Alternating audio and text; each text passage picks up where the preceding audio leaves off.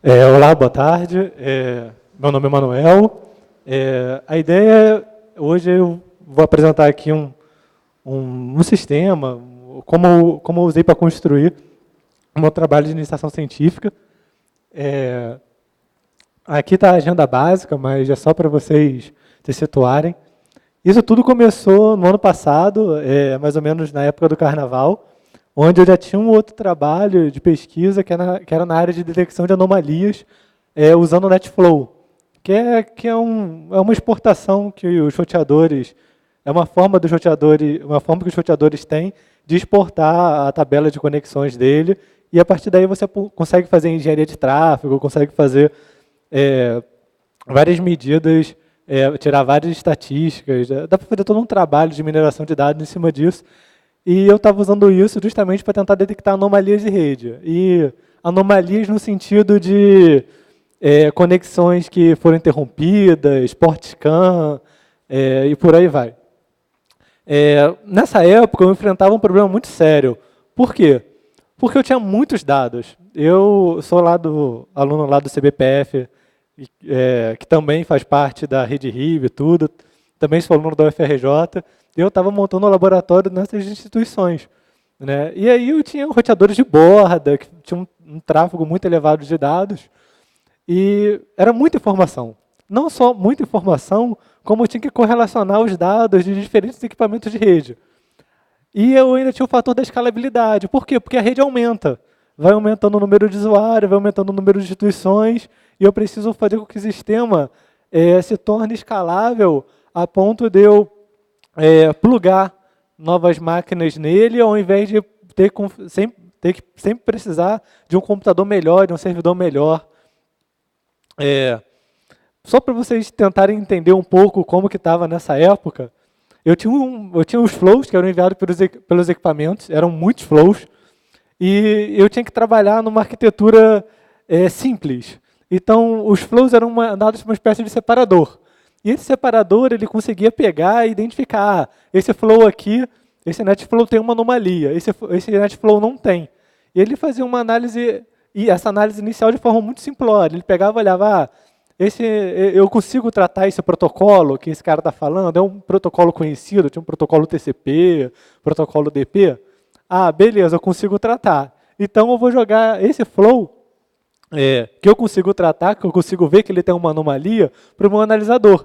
E todos os outros flows são flows normais, que aparentemente não tem nenhum tipo de problema, eu descartava. A partir daí, esses flows que eu identificava com anomalias, eu jogava para o analisador. E esse analisador ia ser capaz de identificar o que estava acontecendo. Se aquilo era um port scan, se aquilo era uma exploração de vulnerabilidade, que tipo de tendência aquilo ali tinha. E a partir daí eu teria que jogar para um outro sistema, onde eu arquivaria isso, onde eu faria toda a parte de correlação, e que na época eu estava tentando várias soluções, tentei armazenar em banco de dados, tentei criar um sistema simples de cadastro e visualização, tentei fazer várias coisas, um plugin para o próprio NF100, que era a plataforma que eu usava na época, arquivar em texto e gravar um índice em cada texto para depois facilitar a busca. E isso dava muito problema, isso na verdade não funcionava da maneira que eu queria. E refletindo um pouco mais sobre isso, eu comecei a ver que a gente também, lá na área de segurança da informação, a gente tem vários outros sistemas, que não é só um roteador mandando flow. A gente tem equipamentos de proteção de perímetro, a gente tem honeypots, a gente tem IDS de host, sistema de autenticação, sistema de VPN, vários outros sistemas que produzem informações relevantes para a gente. E todos esses sistemas, eu tenho a informação dele, eu preciso analisar, preciso guardar em algum lugar. Geralmente, a gente agrupa esses sistemas todos e manda isso para um log server. E esquece lá, deixa lá, ou então quando der problema a gente dá uma analisada. Mas, no geral, a gente faz isso. De certa maneira, a gente está falando assim, tudo bem, eu estou me preparando para o dia que acontecer alguma coisa, mas você acaba não se protegendo. E isso, nessa época, me incomodou bastante. E aí eu falei, poxa, o padrão que tem hoje não vai me auxiliar numa tomada de decisão. Eu não faço com que a informação que um sistema de VPN produziu retroalimente um sistema de autenticação, por exemplo. Eu estou fazendo uma coisa... Eu tenho tantos dados, tem tanta gente correlacionando dados, eu não estou fazendo isso, eu estou só arquivando. Eu podia ter uma maneira eficiente de fazer isso. E a partir daí, o que eu pensei? Poxa, eu vou pegar esses sistemas todos, vou agrupar eles, e ao invés de mandar lá para o servidor de log, na verdade nem ao invés, enquanto eu estou mandando para o servidor de log, eu posso pensar num sistema, sei lá, sistema de reputação, já que todos esses sistemas tratam com IP, tratam com usuário, ou seja, existem entidades nesses sistemas que são mensuráveis, é o hash do arquivo que o antivírus analisou, é o IP que atacou o honeypot, é o serviço, o nome do software que está sendo atacado, e por aí vai. E não só jogar tudo isso para um sistema de reputação, mas também fazer com que tudo isso consulte ele, e passe a gerar inteligência a partir disso. Então, minha topologia antiga lá, que eu ia ter, jogar os flows por separador, separar quem tinha anomalia ou não, jogar para o analisador, agora eu posso jogar para o sistema de reputação. E agora que eu tenho esse sistema, eu posso começar a falar assim, poxa, eu posso ter sistemas auxiliares que funcionam da mesma maneira. E ao invés de jogar aquela galera, aqueles flows todos fora, não, eu posso analisar grande parte dos flows, descarto. Obviamente, aquilo que eu não implementei ainda, não consigo tratar, mas eu consigo jogar tudo para o analisador. E com sistemas auxiliares, aqui no caso um sistema de inventário, por exemplo, que mapeia a minha rede e saiba quais serviços eu estou rodando, ou saiba quais IPs estão ativos na minha infraestrutura, eu consigo fazer o meu analisador ter uma inteligência. E ao invés de só jogar os dados para o meu sistema de reputação, o meu analisador vai conseguir consumir esse sistema também. Bom, antes de aprofundar um pouco mais, eu, na época, tinha pesquisado sobre isso. Falei, poxa, deixa eu ver o que tem. Alguém já deve ter feito esse trabalho, eu não vou precisar fazer isso. E, na época, lá em 2014, eu tinha o CIF, que é conhecido como Collective Intelligence Framework, que era uma proposta dos pesquisadores que, basicamente, recebia feeds da internet. Ele, na verdade, eu não recebia, ele consultava, então ele pegava a base de spam do Spam House, pegava várias listas RBL de fabricantes de anti-spam e antivírus e importava isso no sistema. E tentava construir uma base de IPs maliciosos com base nisso. Mais recentemente, assim, nos últimos meses, surgiram outras iniciativas. No caso, o Critical Stack, que é uma iniciativa da Intel, que funciona de forma muito semelhante, que está bem prematuro ainda, é bem recente e tudo. E um pouco antes do Critical Stack surgiu uma iniciativa do Facebook, que é a segunda aqui, usando o sistema de grafos dele para fazer correlação e por aí vai. Todas são iniciativas muito legais e tudo, sendo que na época eu dei uma olhada, eu continuo dando uma olhada neles, mas eu tenho dois problemas. O primeiro é que eu não quero compartilhar meus dados. Não quero. Os dados são dados de log, são dados de acesso, tem toda a regulamentação do Marco Civil, que você acaba olhando, se perdendo naquilo, ora fala que um provedor de acesso não pode fornecer, tem que guardar sob sigilo. Tem vários problemas. Então, eu falei, eu não quero mandar meus dados de acesso para o Facebook, eu não quero mandar meus dados de acesso para a Intel. E mesmo assim, beleza, eu não quero mandar nada, mas eu quero consumir. Quando eu consumia essas bases, eu via, só tem IP americano aqui, só tem IP chinês. Eu moro no Brasil, meus clientes são todos no Brasil. Eu quero saber o que está acontecendo no Brasil. Então, tem toda essa parte da regionalidade que também interessava. Não que eu esteja descartando, mas eu posso, num sistema de reputação, consultar as bases que esses outros sistemas consultam. São bases públicas. Eu posso simplesmente me conectar no RBL e importar a nota lá, importar os eventos que o Spam House detectou. Ou seja, no meu caso, isso não impactaria muito. Assim. E a partir daí eu falei, poxa, tudo bem. Na época eu só tinha o CIF lá, então eu vou ter que fazer esse sistema. Não tinha uma iniciativa do Facebook, nem uma iniciativa da Intel lá. E eu falei, poxa, vou ter que pensar em alguma arquitetura para fazer isso de forma que eu consiga expandir. De forma que consiga ser escalável. Ou seja, quanto mais roteadores eu colocar na minha rede, eu não vou ter um aumento da complexidade para gerir o sistema, para manter ele funcionando e por aí vai. E aí eu pesquisei um pouco na internet e vi e falei, poxa, Parece que a arquitetura de microserviços, ela vai me atender muito bem. E o que seria essa arquitetura? É que geralmente a gente tem um paradigma, onde a gente tem um sistema monolítico, um software monolítico, ou um microserviço. Ou seja, eu teria um sistema monolítico, aquele cara tudo junto, aquela peça única, que ela recebe log, ela analisa log, ela manda e-mail, ela faz tudo. Você simplesmente instala ela lá, redireciona tudo da sua infraestrutura para ela, e ela vai trabalhar com você. Ah, mas e se um dia a interface cair? Ah, se o dia a interface caiu, caiu tudo. Ela é toda junta. Ela não tem separação.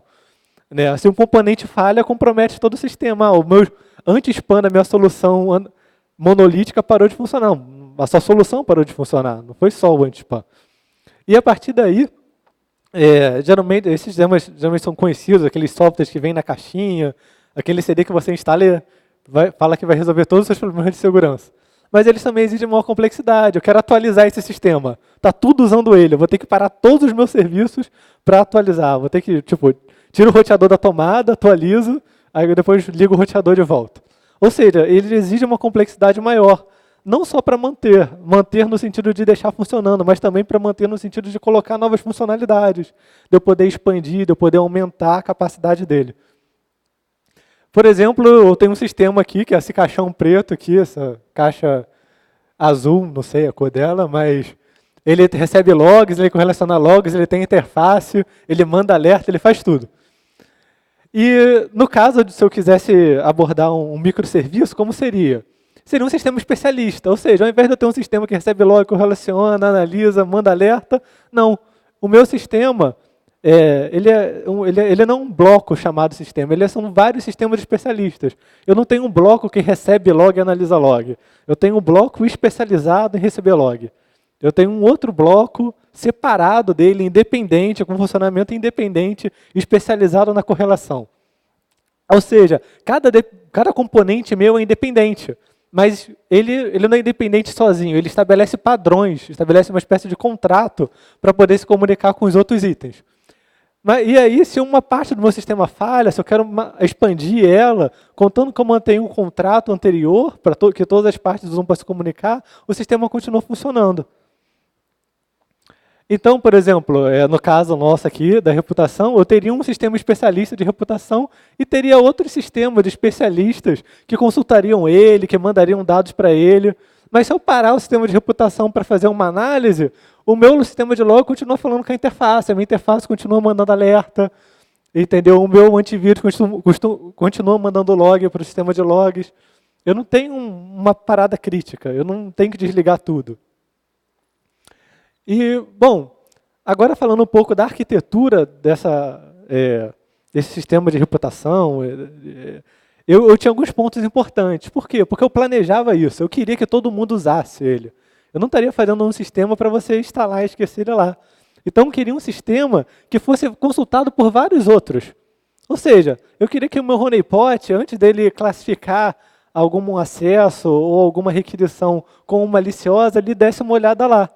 Eu queria que o meu IDS de host, antes de tomar alguma decisão quanto a um bloqueio ou não, ele desse uma olhada lá no meu sistema de reputação. Eu queria que quando algum usuário fosse autenticar na minha rede, ele pegasse e desse uma consultada lá. E ainda mais, se ele falhasse a autenticação, que ele mandasse um evento lá, olha, diminui a nota desse usuário aí que ele está errando a senha dele.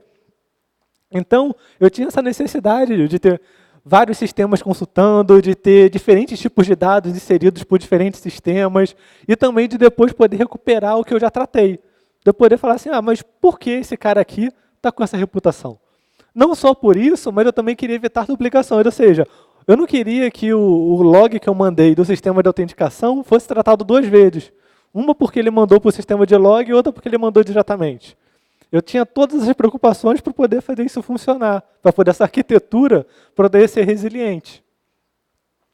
Então, para resolver cada um dos problemas, eu fui tendo uma abordagem. Então, por exemplo, eu vou ter vários sistemas consultando as informações.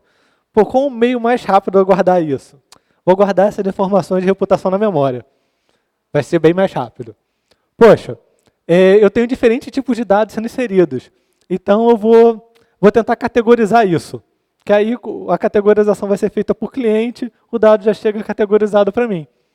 E no final, eu teria necessidade de já tratar os eventos, de não tratar ele duas vezes.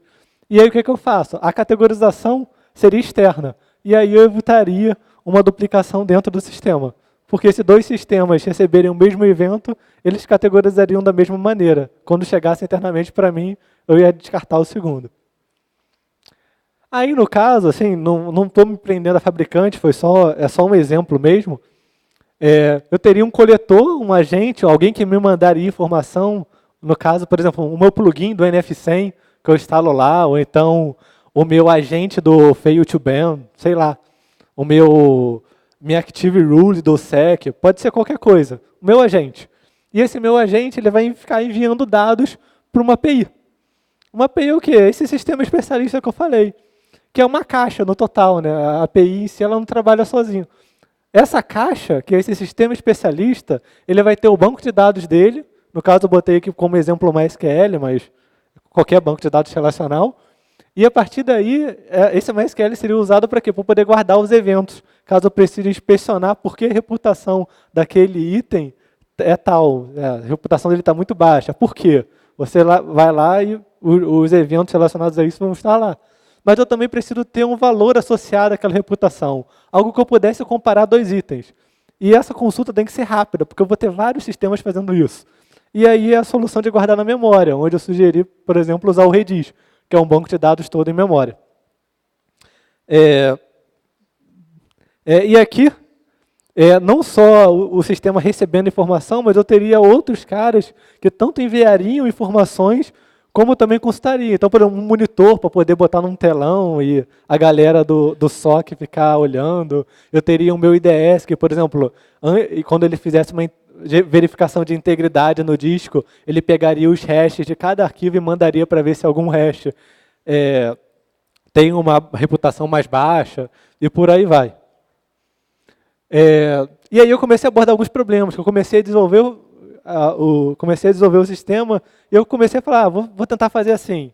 Então, por exemplo, a primeira coisa que eu tentei foi o seguinte, olha, vou botar a reputação de forma incremental. Ou seja, cada vez que me chegar um evento que eu considere suspeito, malicioso, qualquer coisa desse tipo, eu vou incrementar um número, que seria a tal reputação. E aí, com o tempo, eu comecei a ter endereços IPs com reputação 1 milhão, 1 bilhão, e outros com reputação 10. E eu não tinha uma maneira eficiente de, poxa, esse cara, tudo bem, esse cara aqui tem 10, esse cara aqui tem 1 milhão. Mas e se ele tiver 300 e outro 500 como reputação? Como eu comparo os dois? Eu comecei a esbarrar nesse problema. E assim como eu tinha caras com reputação muito alta, lá com um número imenso, e outros caras com reputação muito baixa, não tinha nenhum mecanismo de controlar, de ver quem tinha maior reputação. Logo depois disso, eu falei, poxa, eu preciso ter um meio de determinar a qualidade desse evento. Então, comecei a falar assim, poxa, tinha bastante honeypot, falei, se o tráfego bater no honeypot, se um netflow vier de um honeypot, é malicioso. Se o netflow não estiver relacionado a um IP de honeypot, sim a um IP de um serviço, eu vou botar ele como suspeito. Agora, se for um cara que eu confio, se for a minha máquina lá da minha casa, que tem IP fixo, se for uma parceria que eu tenho com a Universidade da China, ou algum outro cara que eu já conheço ele como trusted, como parceiro, eu vou setar isso como confiável. E a partir daí, isso ocasionou vários problemas, porque eu tinha um cara que era suspeito, esse cara que era suspeito acessava o meu honeypot. Aí eu, malicioso. Aí ele ia começar, acessou outro sistema, virou suspeito de volta. E em outros casos, dessa mesma maneira, que a reputação a classificação que eu dava ficava mudando. Outro problema muito grande era a reputação eterna, ou seja, o cara ia fazendo eventos durante um mês e o número dele só ia subindo, nunca descia. Então eu tinha um IP de uma operadora DSL que me entregava um IP, que mantinha o meu IP comigo a cada 3 dias, por exemplo, depois trocava, e eu ia carregando todo o histórico que aquele IP ia fazendo. Então um belo dia, na segunda-feira o cara está lá fazendo vários scans, eu detectei isso, notifiquei, tomei uma ação no meu firewall, e esse cara ficou eternamente lá bloqueado. Até o dia que esse IP vai cair comigo, por exemplo. Acabei de receber o IP, não consigo fazer nada. porque o usuário que estava fazendo ele antes de mim acabou com a reputação dele. Então eu precisava ter um mecanismo de evitar a reputação eterna, né? O outro mecanismo era a identificação única de eventos, porque quando eu comecei a ligar, eu comecei a integrar com vários sistemas. E a partir daí tinham vários sistemas, um log server. O log server recebia os eventos de tudo, mas tinha outros caras que antes de mandar para o log server, mandava para o sistema de reputação. Então eu comecei a contar eventos 2, 3, 4 vezes. E a partir daí, vocês vão ver no campo lá da tela, que eu criei uma espécie de ID, que é determinística. O ID determinístico faz com que, se um evento for processado a segunda vez, eu descarte ele. Ele vai contar, eu já processei esse cara. Ele é determinístico, de certa maneira. E também as alterações de reputação, que era no caso lá, quando o cara ficava trocando seguidas vezes o change lá, o cara atacou um honeypot, agora atacou meu serviço web e por aí vai.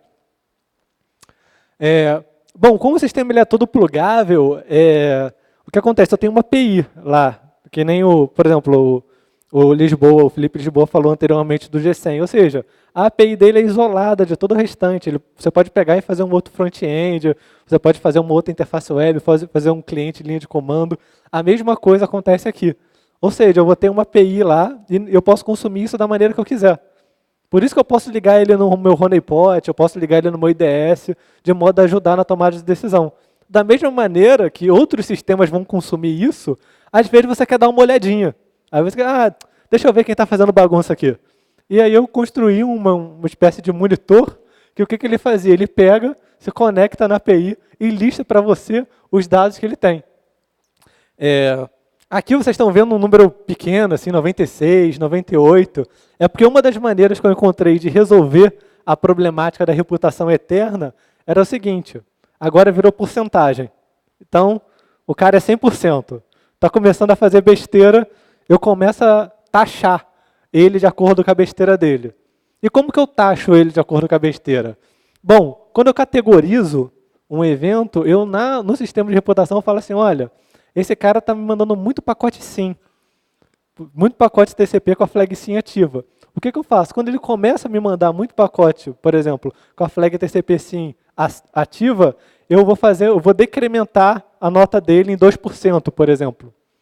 E a partir daí, esse cara pegou e foi para 98. E se ele continuar fazendo isso instintivamente, eu vou diminuindo a nota dele de 2% em 2%.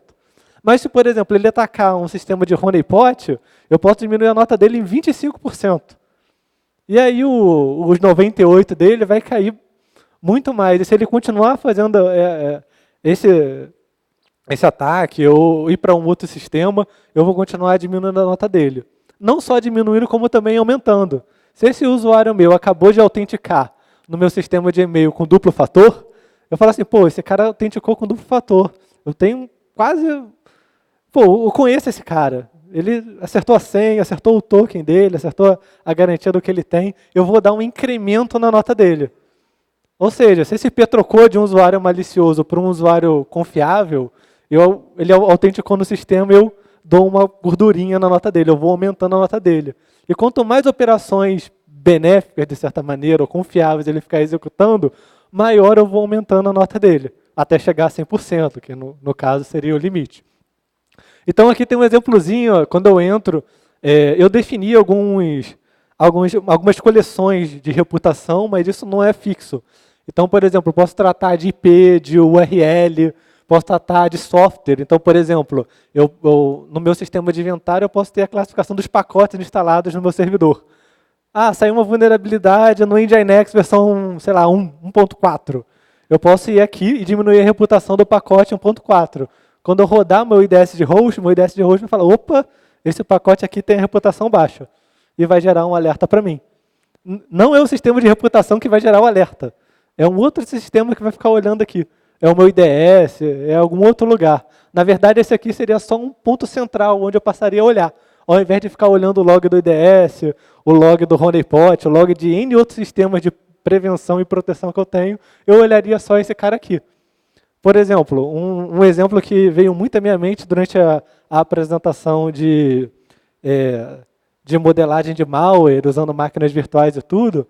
Poxa, eu vou é legal mandar o relatório para o usuário e tudo, para ele poder ver, consultar, poder ver o que aconteceu. Pô, mas eu posso pegar o hash daquele arquivo e botar num sistema desse, por exemplo. Tem um file hash aqui.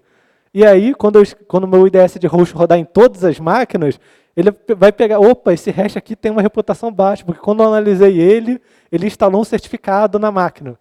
E a partir daí você gera um alerta, você gera um evento. Você pode, inclusive, retroalimentar o sistema. Ah, esse meu Windows Server aqui tinha esse arquivo malicioso, eu vou diminuir a reputação do meu IP do Windows Server. Do IP que a minha máquina no Windows Server tinha, por exemplo. Aqui tem um pouco mais dentro da tela, já que eu tinha um IP aqui que eu gostaria de saber por que ele estava com a reputação baixa. Então, eu fui lá na interface, cliquei no IP, ele me mostra os últimos eventos relacionados a esse IP. Não só isso, como ele me dá a possibilidade de eu pegar, eu já mandei a notificação, o cara já falou que consertou, para esse cara não ficar aqui enchendo o meu saco na interface, eu vou lá, eu consigo dar um delete. Aí você fala assim, pô, vou dar um delete, vou apagar todo o histórico desse cara, vou perder tudo que ele já fez. Não, na verdade, você só vai estar apagando na memória. Ou seja, só está apagando a nota que ele tinha. Os eventos todos continuam no banco de dados. Justamente para você poder manter a auditoria. Eu quero saber porque um dia eu notifiquei esse cara. Você continua tendo essas informações. Inicialmente, eu tinha falado lá de um sistema de inventário, e isso foi uma coisa que foi muito preocupante. Por quê? Porque quando eu estava desenvolvendo lá no meu laboratório, eu não tinha um sistema de inventário. Eu tinha uma redezinha que eu tinha para testar, e eu tinha lá vários serviços, uns honeypot que eu usava para testar, e por aí vai. E essa rede mudava muito. Por quê? Porque eu mudava ela muito. Eu pegava, vira e mexe, outro aluno pegava, instalava alguma aplicação. Eu não tinha como manter uma base, como empresas grandes podem fazer, de qual serviço está rodando em qual máquina. E aí eu falei, poxa, eu preciso ter um meio dinâmico de saber o que roda na minha rede. E aí eu falei, poxa, vou usar o Nmap. Já que o Nmap serve para mapear a minha rede, eu montei uma API justamente que fazia isso, uma API de inventário ativa. Você bota ela para rodar, ela vai ficar escaneando a sua rede. Como é a sua rede, você sabe que ela está rodando lá, você consegue dar as permissões, os acessos para que ela consiga fazer isso. E é algo lícito, afinal, você é o administrador de rede, você está permitindo isso naquela sua rede. E aí ela fornece uma interface hash da vida, com resposta em JSON, onde o meu analisador, lá do caso, ele pegava e falava assim, olha, nesse flow aqui, A está tentando acessar a B na porta C. B tem esse serviço na porta C? A tem, beleza, pode passar. A não tem, vou diminuir a reputação desse cara, que esse cara está tentando acessar um serviço que não existe. Porque se eu não conseguir mapear o meu serviço, que dirá um cara de fora? E aí esse sistema foi evoluindo muito, né? Então, por exemplo, na versão 1.0 dele, que lá do ano passado, eu tinha várias informações, eu classificava, ó, eu tenho um status aqui. Por que esse status? Porque esse cara acessou uma darknet lá, que eu tinha os IPs não alocados no laboratório. Eu falei, pô, esse cara acessou uma darknet. Aí eu setava falava assim, não, esse cara é malicioso. E aí me gerou o problema. Por quê? Porque esse cara depois podia acessar alguém que tinha um serviço. Aí eu botava, opa, não, esse cara acessou um serviço válido. Ele bateu no site agora, ao invés de bater na porta de SSH que estava fechada. E aí eu botava ele como suspeito de novo, como confiável. Ou seja, eu ficava reescrevendo essa informação toda hora. Aqui, no caso, esse ID era o ID que eu usava para manter o evento único. Meus sistemas coletores faziam isso de forma determinística, e sempre quando dois sistemas diferentes mandavam o mesmo evento, ele mandava igual. Isso era muito tranquilo de fazer, você tirava um hash da mensagem de log. Se a mensagem de log é a mesma, vai ter o mesmo hash, eu teria o mesmo ID. Aqui, no caso, tem, como ele está hoje, agora, nesse momento, né? Vocês podem ver que mudou bastante a quantidade de informação que exibe aqui, mas isso foi justamente por causa da necessidade. Consultar todas as informações aqui gastava muito tempo. Eu recebia milhares de flows por segundo. Eu tinha que fazer milhares de requests desses por segundo na API. Até em questão de banda, eu mandava muitos dados. Eu tinha toda hora o analisador lá, enchendo a banda, ocupando muito a CPU, porque eu tinha que toda hora ir no banco de dados e pegar esses dados, pegar essas informações. Então, quando eu falei, poxa, eu tenho que evoluir isso para ser uma coisa mais dinâmica. Então, eu criei uma rota aqui na API, de modo que eu falo assim, olha, me dá o que você tem desse IP aí. E ao invés de me falar se é malicioso, se é suspeito, o último evento, não, ele fala assim, olha, esse cara dos 100% que ele tinha no início, ele está com 9% agora. E aí o seu sistema, o seu IDS vira e fala assim, não, para mim só passa se o cara estiver acima de 50. Se o cara conseguir diminuir a nota dele pela metade, produzindo eventos que vão fazer descontos nele de metade, que vão diminuir os 100% dele para 50% e tiver abaixo disso, eu não deixo passar, eu bloqueio. E com isso eu consegui otimizar a velocidade, eu consegui fazer com que a API manipulasse milhares de requests por segundo e assim conseguisse fazer isso sem causar um atraso muito grande para poder ter o resultado. Aqui, por exemplo, está como o evento. Antes era tudo uma interface só. Depois, aqui eu tenho uma informação razoavelmente resumida, mas depois eu tinha que usar esse ID aqui para consultar quais eram os eventos. Isso é muito anti-intuitivo. Pô, vou ter que entrar aqui, ver como esse cara está, para depois pegar o ID aqui e ver os eventos dele. Meu Deus do céu, isso vai dar problema. Aí eu falei, poxa, vou fazer uma evolução natural. Já que aqui eu estou usando o IP para pegar a reputação, a nota dele, eu vou botar o IP dele aqui para pegar os eventos. Então, por que esse cara está com a nota tão baixa? Esse cara está com a nota tão baixa porque ele está aqui, está tentando escanear, porta de destino, 110, 110, 110, entendeu? E por aí vai, você consegue ver detalhadamente o que esse cara fez. Como você sabe isso? O meu agente, o meu coletor, o meu analisador de flows mandou essa informação para cá já de forma resumida para que eu guardasse. Assim como o meu sistema de autenticação vai mandar o que é relevante. Então, olha, esse usuário X aqui tentou autenticar na hora tal a partir de tal IP. É o que é relevante para mim, eu vou guardar só isso. E no caso, eu tinha também uma necessidade da interface. Por quê? Já que eu só consigo acessar a nota do cara de acordo com o IP dele, eu teria que teria que testar todas as possibilidades para conseguir pegar a reputação de todo mundo que eu conheço. Eu falei, não, eu vou fazer de um jeito que eu consiga pegar tudo que eu tenho na base, de modo que eu pudesse montar aquela tabela lá, que eu mostrei no início com a reputação de cada um. Então eu peguei, fiz uma chamada, tipo, a API/IP, e ele me lista a reputação e o item, reputação e item, reputação e item. Se eu tivesse uma base de hash, por exemplo, para poder identificar uma spam, um fuzzy hash para poder identificar spam, eu poderia simplesmente pegar e botar aqui hash. Ele me listaria todos os hashes. Ou se eu quisesse ver os usernames mais usados em brute force no meu sistema de honeypot, eu botaria aqui, /username, contando que os meus honeypots enviassem essa informação para o sistema de reputação. Bom, isso tudo eu compartilhei no meu GitHub. Né? Eu, quando fiz a API de reputação em Pro, ela é bem performática, tem vários...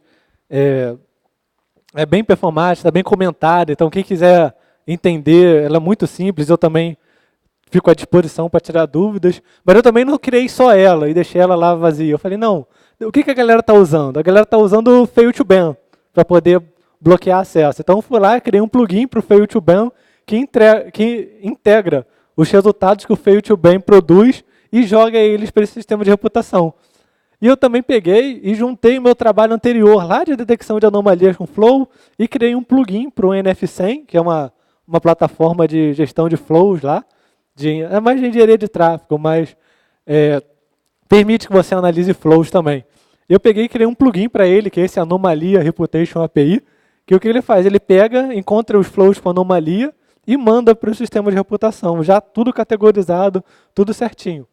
Tem também só o anomalia. O que é só uma anomalia? É o estágio que eu estava em fevereiro lá do ano passado, que eu pegava e eu arquivava tudo, era um banco de dados imenso, que eu, no segundo dia, rodando com 1 gigabit, já não funcionava direito, porque ele enchia muito o banco de dados e ele não era otimizado para isso.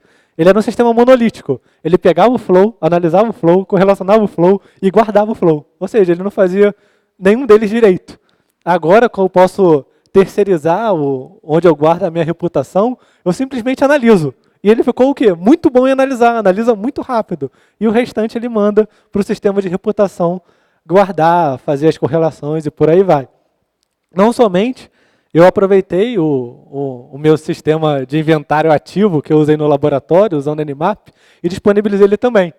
Eu comecei a notar que é uma necessidade muito grande em instituições tipo universidades, ou então instituições que têm um grande range de endereços de IPs, tem um sistema de inventário que fala assim, que serviço está rodando na porta tal?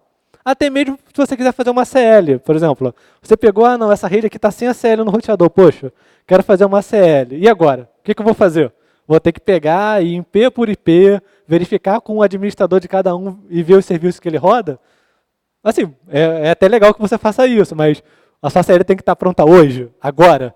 Tem que estar pronta agora, então você pode pegar essa Nmap API, executar, fazer as perguntas para elas, que ela vai dinamicamente consultando os recursos e montar a sua CL. Tem até um scriptzinho lá dentro chamado Nmap to ACL, que você executa e ele gera a CL para você com base nos serviços que ele encontrou. Assim, isso não é algo que tem que ser usado sempre. É só para você, eu tenho que fazer uma CL e não posso deixar nada parar de funcionar. Por quê? Porque se o Nmap encontrar um servidor bot rodando na porta 80, ele vai continuar deixando liberado. Você vai ter que entrar lá e fazer uma análise crítica daquilo que você vai liberar, de qualquer maneira. É só para agilizar o trabalho.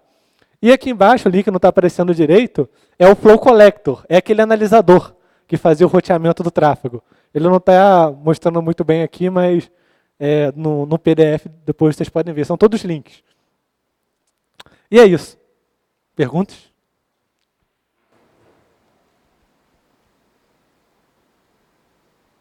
Bem, comentários sobre o gerenciamento de senhas, sobre alguma questão relativa a senhas, API, reputação. Desculpa. Sobre reputação, estou pensando nas senhas. Alguma pergunta com relação à reputação, como a maneira que foi feito, por favor. Qual é a quantidade de dados que isso gera? Olha, então, a reputação em si, ela não gera dados. Na verdade, quem gera dados é quem manda as coisas para ela. Mas usando esse plugin aqui que eu comentei, do Anomalia Reputation, dentro dele ele tem a configuração de threshold dele. Ou seja, com quantos probes eu quero começar a mandar isso para um sistema de reputação. Então, assim, eu fiz um teste de 1 mês na Rede Rio, lá, com autorização, tudo certinho, onde eu botei esse threshold em 5.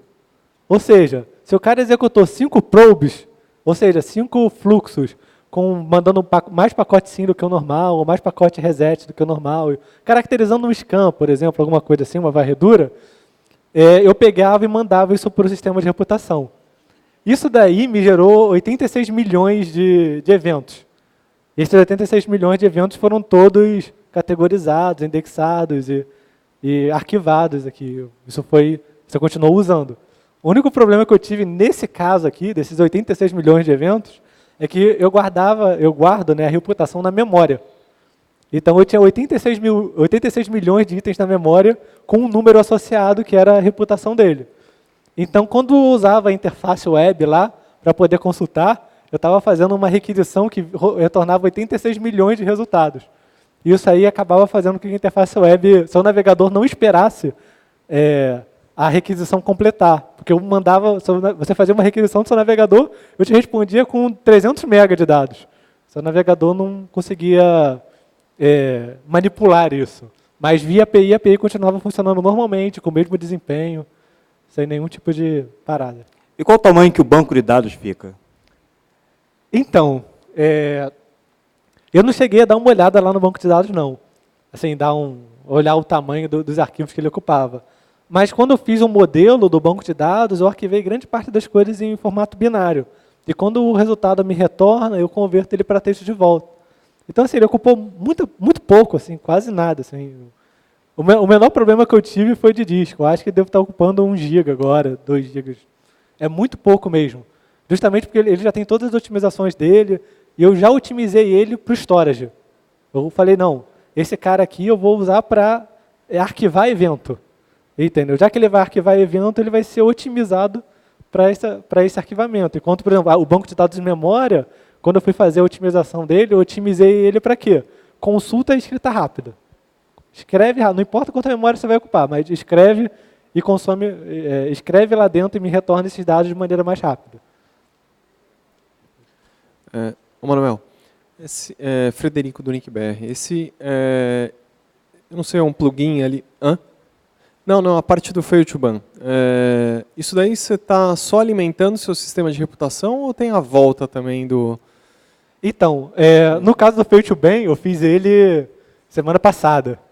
Aí o que o Fail to Ban está fazendo aqui? O Fail to Ban tem uns action scripts dele, uma coisa dessa. Então o que eu botei? Eu criei um action script chamado Reputation API que pega quando o Fail to Ban detecta algum problema e manda para o sistema de reputação. A parte de consulta do Fail to Ban é muito baseada em log. Eu já cheguei a dar uma olhada lá em como fazer isso para ele, mas ainda não coloquei lá. Ainda não está aqui, mas vai estar. Por exemplo, o plugin aqui, no caso, ele faz os dois. Então, o plugin do NF100, ele tanto manda o que ele encontra como malicioso, como verifica se alguém que já tem a reputação baixa está enviando fluxos de volta. E aí, esses fluxos eu já analiso, independente do meu pré-selecionador. Eu sempre vou analisar, se esse cara está com reputação baixa, eu vou analisar o fluxo de novo. E eu posso abaixar mais a nota dele. Legal. Mais um comentário? Assim, só continuando essa parte de... Eu cheguei a fazer ProSec também, que é um IDS de host também, mas eu ainda não tive como botar ele aqui. Então, tipo, provavelmente na semana que vem já vai ter o DOSEC aí, que é uma outra ferramenta para isso, já tanto consultando como analisando. Boa tarde. Elisandro Pacheco, da Pacheco Tecnologia. Tem uma ferramenta, alguns roteadores, quando eles exportam os flows, eles não exportam o número do ASN. A gente teve um projeto do Bruno Cabral, acho que foi, né, Rubens, que fez um software para fazer essa leitura. E para nós, às vezes, é interessante saber qual é o maior tráfego para determinado ASN. Pegando esse flow, que não tem essa identificação, mas tem um endereço IP, a gente teria que fazer uma consulta em um outro banco que associe os blocos ao ASN deles. Só que eu até, de uma maneira, tentei fazer isso com o MySQL, ficou praticamente impossível. Assim. O que tu recomenda em questão de desempenho para fazer, pegar esse flow, consultar, né, em algum outro local, o vínculo do IP com o número do ASN para ir eu armazenar e depois poder gerar relatórios em cima disso?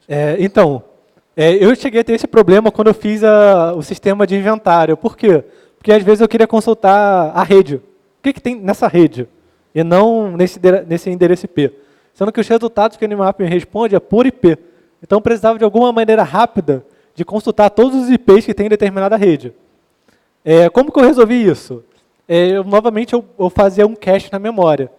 Então, assim, eu sei que o número de IPs, assim, no caso de IPv4, né, pelo menos é um número facilmente determinístico, de certa maneira.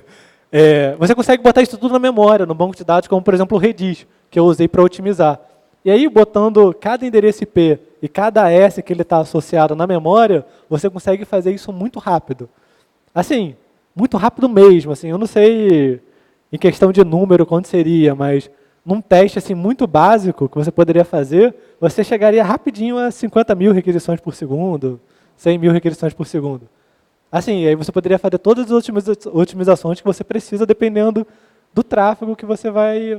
Se você vai receber 100 mil flows por segundo, você vai precisar aguentar 100 mil requisições dessas por segundo. Entendeu? Obrigado. Bem, bacana. Seu trabalho em iniciação científica? Muito bom. Aí depois eu evoluí ele mais um pouco.